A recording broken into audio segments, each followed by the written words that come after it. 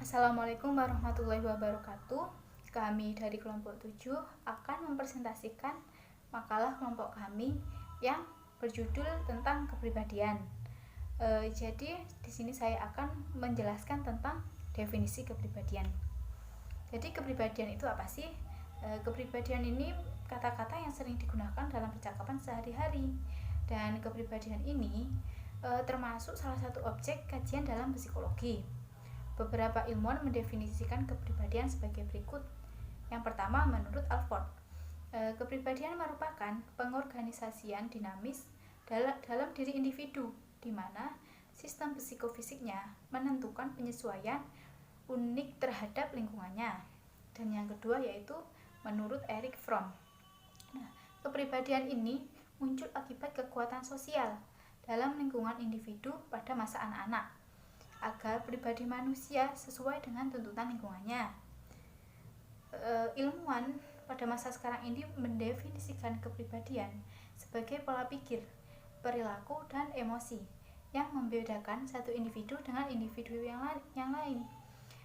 Dan inilah yang menjadikan setiap individu itu memiliki keunikan tersendiri. Kepribadian ini berasal dari yang pertama yaitu dari faktor genetik, dan yang kedua dari faktor lingkungan. Dari beberapa definisi tersebut dapat kita ambil kesimpulan.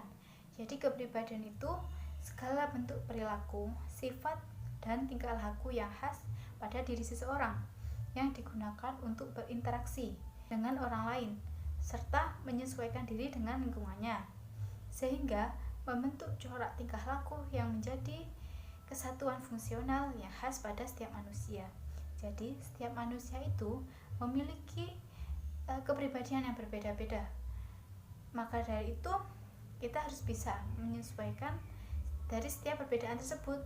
Ini yang dapat saya sampaikan. Terima kasih. Assalamualaikum warahmatullahi wabarakatuh. Perkenalkan, nama saya Lailatul Hasanah, NIM T 2018-1331. Di sini saya dari kelompok 7 akan mempresentasikan tentang kepribadian. Di sini saya akan membahas tentang definisi kepribadian. Kepribadian merupakan kata yang sering digunakan dalam kehidupan sehari-hari. Kepribadian sendiri merupakan salah satu objek dalam kajian psikologi.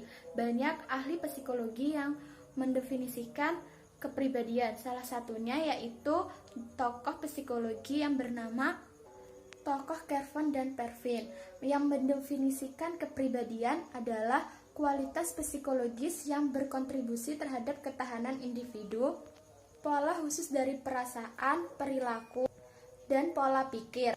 Kepribadian sendiri itu berwujud, merasakan, berpikir, dan berperilaku. Kepribadian sendiri dapat bersifat relatif permanen, atau relatif menetap, dikarenakan kepribadian tercipta dalam jangka waktu panjang. Yang kedua yaitu kepribadian bisa berwujud dalam perilaku. Namun tidak setiap perilaku yang muncul adalah perwujudan dari kepribadian seseorang. Jadi dapat disimpulkan bahwa kepribadian merupakan segala bentuk perilaku, sifat, dan tingkah laku seseorang yang dapat digunakan untuk berinteraksi dengan orang lain serta menyesuaikan diri dengan lingkungannya. Sekian dari saya. Wassalamualaikum warahmatullahi wabarakatuh. Assalamualaikum warahmatullahi wabarakatuh. Perkenalkan, nama saya Nurul Ulumi, NIM T 2018-1321. Saya akan menjelaskan tentang cara bagaimana suatu kenyataan yang harus dilakukan oleh seseorang mahasiswa atau seorang guru yang berhak meneladani suatu kesatuan yang ada pada dasar yang di mana suatu kesadaran tersebut sudah menjelaskan tentang perkataan. Dalam perkataan tersebut sudah menjadikan pengalaman yang akan dirasakan oleh sebuah kenyataan. Terus dalam sebuah komentar yang dilakukan oleh anak-anak tersebut sudah menjadikan pengalaman atau penentuan dengan akhir yang berbeda. Akan tetapi dalam sebuah kenyataan tersebut sudah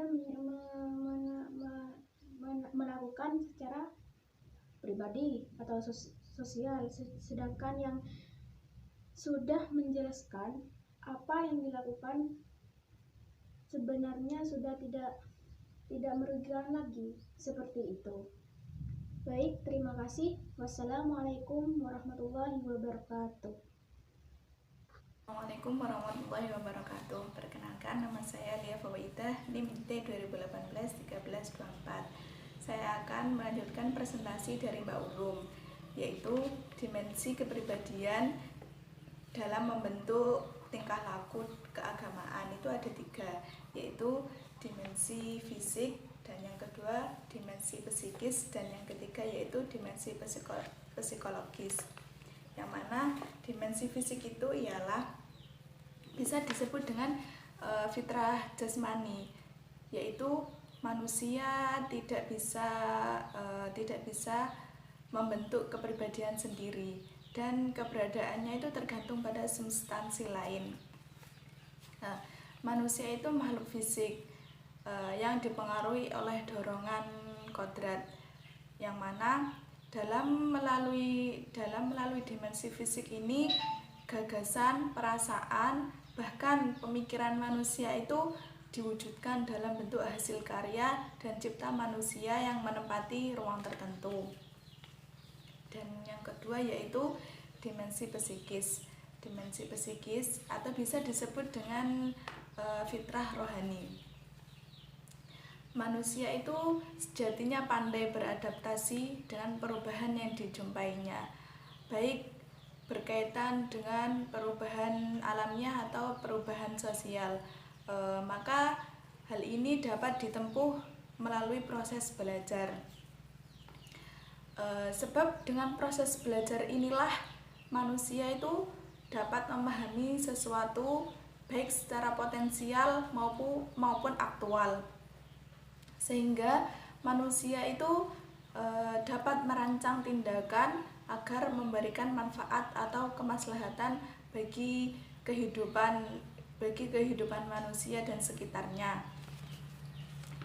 Yang ketiga yaitu dimensi psikologis, yang mana dimensi psikologis ini bisa disebut dengan fitrah nafsani, yang merupakan psikofisik manusia. Nah, dimensi psikologis ini itu mempunyai 3 pokok, yaitu qalbun, akal, dan nafsu, yang mana kalbu itu berhubungan dengan emosi atau rasa, dan akal itu berhubungan dengan cipta atau kognisi. Dan yang terakhir itu nafsu. Nafsu itu berhubungan dengan karsa atau konasi. Terima kasih dari saya. Wassalamualaikum warahmatullahi wabarakatuh.